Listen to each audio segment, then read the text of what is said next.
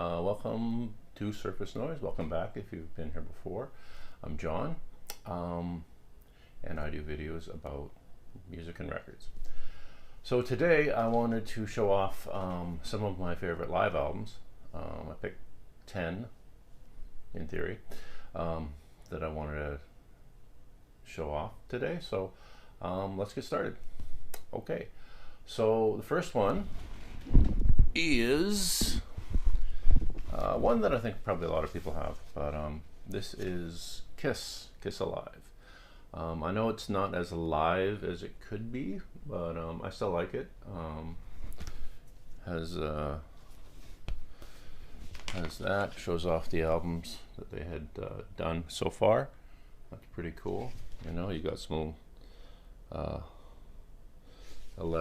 notes from each of the band members in there too. So this is focus a lot on the fan club. You can see that band, the Kiss Army. That's pretty cool. So I mean, this has some classic songs like Strutter, Black Diamond, Cold Gin, Rock and Roll All Night, that kind of stuff. So this is cool. And again, it may not be as live as it could be, but I still think it's a good record, and I think that they did a good job with their live albums. You know, they always sounded good, and they're always a pretty good selection of tracks. So that's the first one, Kiss Alive. Secondly, this is kind of a classic, and probably this could be this band's most well-known record, actually, and that is Cheap Trick at Budokan. It seems to be the one that really got them in the limelight. It's an album I think a lot of people have as well. You got the back there with Rick Nielsen there, Bunny Carlos. So this also has a nice gatefold like that. This is probably not too hard to find. I think it's a fairly common record. Yeah, on Epic Records. There, that's the original old thing there. Yeah, and I mean this has songs like you know, I Want You to Want Me, Ain't That a Shame, Surrender. Surrender, I believe the intro to Surrender on here was sampled by the Beastie Boys on their Check Your Head album. The first track on that, I think, uses the intro as a sample, which is pretty cool. Nice little side note on this record. So this is number 9, I guess in this list of 10. Cheap Trick at Budokan. The only Cheap Trick I have, which is kind of sad, but hopefully I can take care of that. Get a few more, at least Dream Police and a few others, you know. Next up, this is not a full album. This is only a 4-track, but this is Aqua and the Bunnymen. This is called Shine So Hard. It also was a film, I believe. This came out early on. This would have been after maybe their first or second record. It says Crocodile, Zimbo, All That Jazz, Over the Wall. But Crocodiles, All That Jazz, I believe were on their debut record, Crocodiles. Over the Wall, I think, was off of the second one, which I can't remember the name of it, but Over the Wall I'm sure is on there. Great song, actually. Over the Wall is awesome. What the hell is that? I can't remember what it's called. So there you got that, Aqua and the Bunnymen. Of course, yeah, it shows Crocodile. So this probably came out right after the first album. It was probably, this is from their 81 tour, it says here. Whole bunch of dates. Actually, you can see that on the bottom there, all the dates where they played. So they probably just took the best recordings they had. I believe this is a UK press as well. Corova Records. Yeah, pretty cool.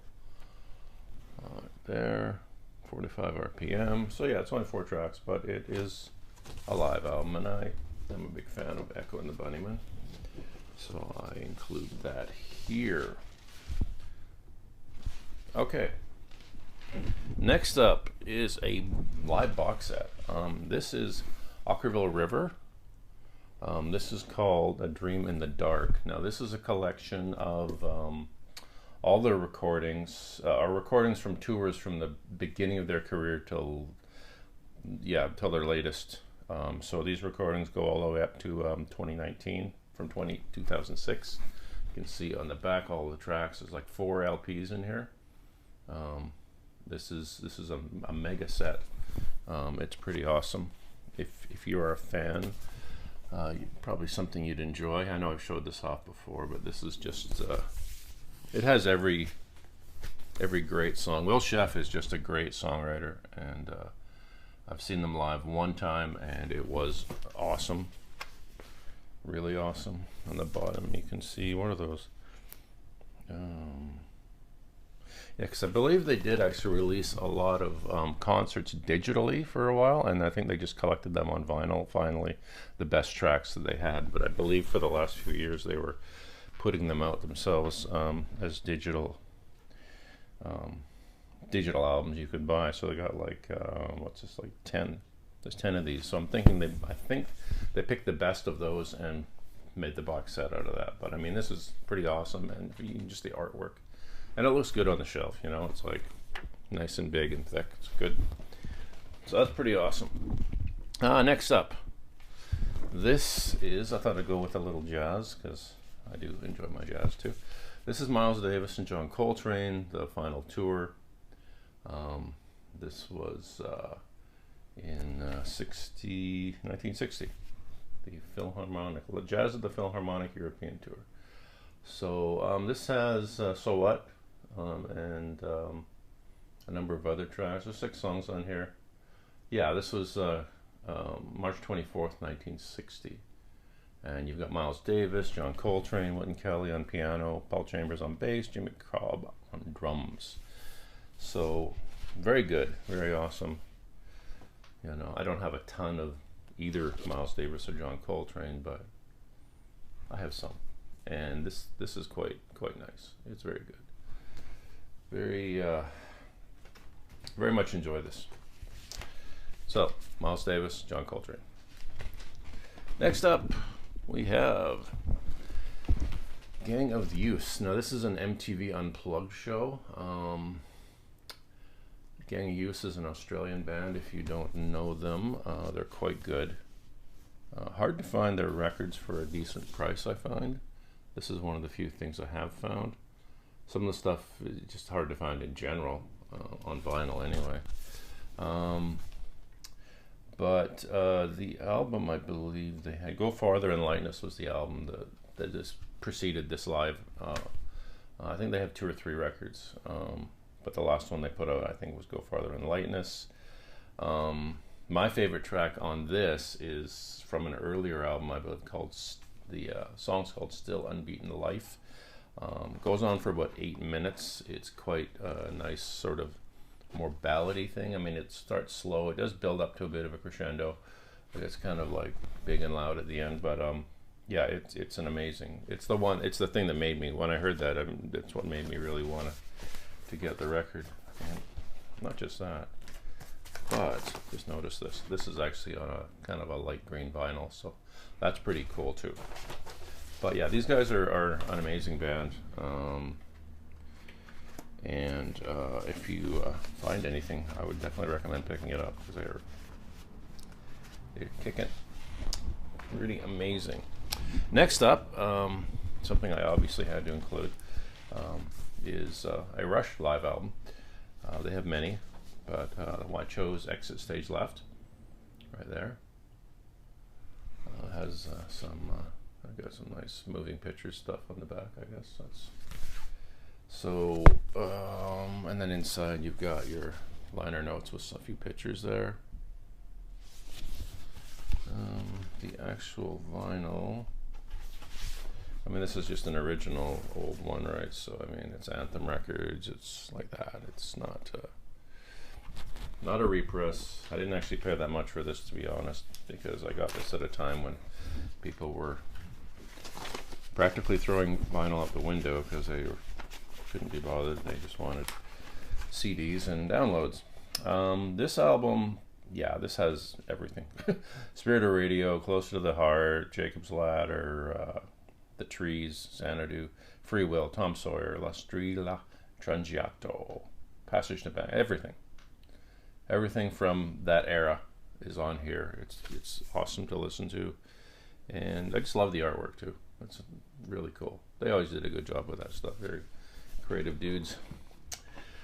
Okay, next up, this is the Cult, Live at the Lyceum. I've always really loved this record. This is basically their early. It would have been the tour on the Dreamtime album. So this came out after Love, I believe, when they were, I think, trying to promote them a little heavier. But this is great. This includes some earlier stuff too that was with their Death Cult, I think, album or EP, I think it was. Some of the songs on here, but I mean, songs like Bad Medicine, Dreamtime, Horse Nations, you know, all those are amazing, and it's a great sounding record. Yeah, these songs are awesome, and I've always loved this, and it is on my list. Next up, I'm kind of cheating here because I couldn't decide on one. This is Johnny Cash. So we've got Johnny Cash at San Quentin and Johnny Cash at Folsom Prison. To be honest, even as classic as Folsom is, I actually think I prefer the songs he performed on San Quentin. I Walk the Line, Wanted Man, San Quentin, Boy Named Sue, Folsom Prison Blues, of course. Wreck of the Old 97, that's all on this.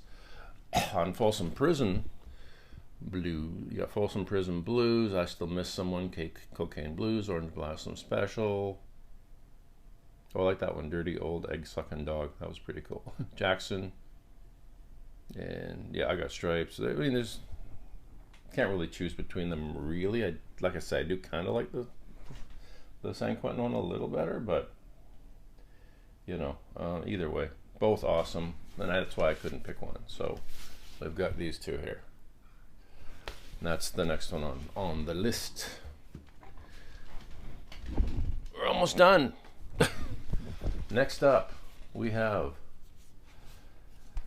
Siouxsie and the Banshees. This is Nocturne. Not only is this a great live album, it's probably my favorite Siouxsie and the Banshees album. This, and if you look closely, you can see, I believe there's Robert Smith. He was of The Cure. I believe he was playing guitar for them at this time. This was in between. I think he was actually recording the Top album at the same time as he was in the band, so he was going back and forth, but then they toured, because he recorded on the, I can't remember what the album is that this tour was for, but whatever it was, he played guitar on that record. So then he toured with him. That's kind of neat. This has stuff like Israel, the first track, which really, that's the, you know, you hear the sound of the crowd, and then you hear the kicking with the drums of that song Israel. It just really, that's one of the reasons I like this album so much, is it's very powerful. Dear Prudence, Paradise Place, Sit in My Heart, Slow Dive, Happy House, Spellbound, Helter Skelter, their version. Yeah, I mean, just very good stuff. I don't know if I showed this inner nice gatefold. This is a double album, by the way. So there was also a video. I don't know if it was ever transferred to a DVD or Blu-ray, but years ago I had the VHS tape of this and the live concert. It was awesome to see. So anyway, that's second to last pick here. One of my favorite all-time live records. The last one is Built to Spill. This is Doug Marsh, if you're not familiar. This is his main band, but I do think he has a few other bands. He's in the, I think the Washington, D.C. area, I believe, or I'm not sure. But anyway, yeah, Doug Marsh, Built to Spill. This is great stuff. If you're familiar with them, it has The Plan, Regina Reel Around the Fountain, Car, I Would Hurt a Fly Out, you know. What really is the killer, the kicker on this one, I mean, is two songs. The second track on or side B on the first disc, this is a double album as well, is a song called, well, yeah, the second side B is a 20-minute version of Cortez the Killer, the Neil Young track. Doug Marsh is a big, big, big Neil Young fan, very influenced by him. So, and that version of Cortez the Killer is amazing. 20 minutes long, over 20 minutes long. It just amazing. And the last track, side G, the last side of the record, is one of their songs called Broken Chairs. And that goes on for about 19 minutes of the live version. And it is, again, amazing. It's a great song, but they just go jam it out for like almost 20 minutes. And yeah, they did the same thing with Cortez the Killer. I have managed to see Built to Spill one time. And it's as good as this is. It was amazing. He's an amazing musician. It actually turned out that one of, I think either the guitarist or the bass player for the opening act couldn't be there for whatever reason. I don't know if it was a border issue or what, but something happened. So when the opening act comes out, they're either bass or guitar, I can't remember which, I think it was bass. It's Doug Marsh from Built to Spill, who's the headliner, and he's playing bass for the opening act. I can't remember what they were called now. But anyway, yeah, it's just the fact that he could just step in, play the whole set with them, you know, and just, yeah, confidently too. He seemed like he knew what he was doing completely. He was completely in control. And it was like, what the hell's going on here? But it was pretty cool. And that just gave me a newfound level of respect for the guy, that he is just a complete musician. And yeah, that was awesome. So anyway, that's the list. That's the 10. It's not all the live albums I have, but it was the 10 that I picked out that really I like a lot. So that's it for this time. I hope you enjoyed this. If you do, you can like and subscribe. I usually get at least one video a week, sometimes 2 or 3, depending on how the week goes. But that's it for this time. I hope everyone's doing well. I hope you have a great day, and I will see everyone next time.